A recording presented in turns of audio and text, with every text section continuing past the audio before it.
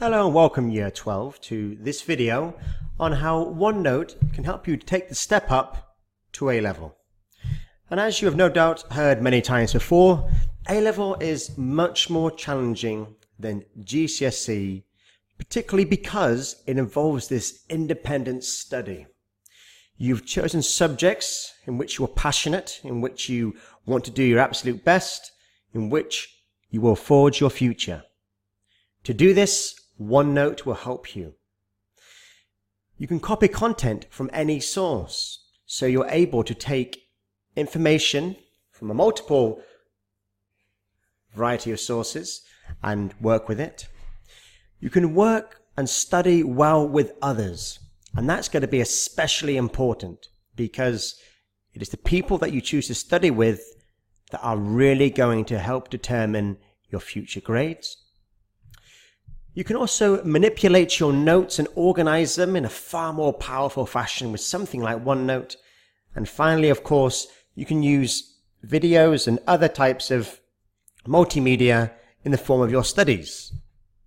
So, how can you access and save your teacher's OneNote?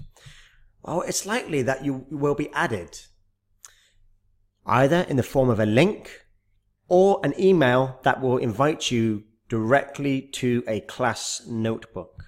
And you'll receive this training, no doubt, elsewhere. The key thing for you to realize now is that OneNote is going to allow you to enhance your understanding, particularly if you get good note-taking techniques. Now, I myself use OneNote in my own studies, and I have found that although I did very well in my A-levels and I achieved straight A's, my study techniques were very poor in comparison to what I can do now with Cornell Notes and OneNote. And I really wish that I knew then what I know now and what I'm going to show you in this screencast. So the three things that you need to understand once you have your OneNote are this. 1. The principle of Cornell Notes is that you return on at least 3 occasions to your notes, each time reducing your notes, compressing them, so that you are able to then expand out your knowledge either when you return later on or ideally in an exam. 2. With OneNote, you can interlace an audio response and also your written response. And this has been shown to be tremendously powerful for your own ability to recognize what you have learnt previously. And finally, you will also be able to see videos and respond to them. And that is again going to help you with your studies. So let me show you now some examples of this. I have here a OneNote based upon the text of Frankenstein. And on this, I have the entirety of the text pasted down the side here.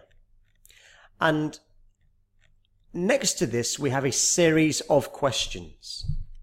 And as you will see elsewhere with the Cornell Notes system, what OneNote does is it allows you to place these Cornell Note prompts next to the text itself. So for example, here we have the letter 1, and as you can probably remember, Captain Walton sees himself as being a heroic explorer, a true scientist. And one of the questions that you want to ask yourself at the start of this text is whether Walton's ambitions present him as actually naive and childish and actually ineffective rather than masculine and heroic. So, in terms of the Cornell Notes, what I will look to do is to record an initial response to that question. So I did something like this. Walton's ambitions present him initially as a naive Victorian rather than a conquering hero. Okay, and so then that's just my initial response. I did this on the 25th of July. I would then come back to it later on and I would look to record another audio. And I've done this, I believe, here. Walton's ambitions present him initially as a naive Victorian rather than a conquering hero. Okay, so here I just have a few notes. The idea later is that you come back and then you try to add or respond to what you've said previously. So I would do this, of course, by clicking record audio. And then I would say something like this. Walton believes that the world is there to be conquered. It is there to be tamed. It is there to be mastered. Walton's idea of science is not one of appreciation and experience, but rather one where you dominate, where you look to change. However, whilst Walton perceives this as being heroic, his own letter reveals how he is something of a failed poet, and that he also does not speak so much of how other people will perceive him as being massively successful in this endeavor, which again would reduce the impression of him being heroic. So notice then, I just recorded an audio response. I added a bit more that time. And I would look to come back to this at a later point and play that audio. And then I would say something like this. You can see this. It's also very possible to respond to videos as well as part of your notes. Sometimes watching a video can be a passive thing. With OneNote, you can transcribe and include more details. So again, using the Cornell Notes principle, I would insert 3 boxes. And I would look to transcribe some note in that first box. So let me show you how this would work. I would press play on a video. Here we have the importance of the title in Mary Shelley's Frankenstein. This is Mr. Bruff, so apologies for his selling of his book. Yes, blah, blah, blah.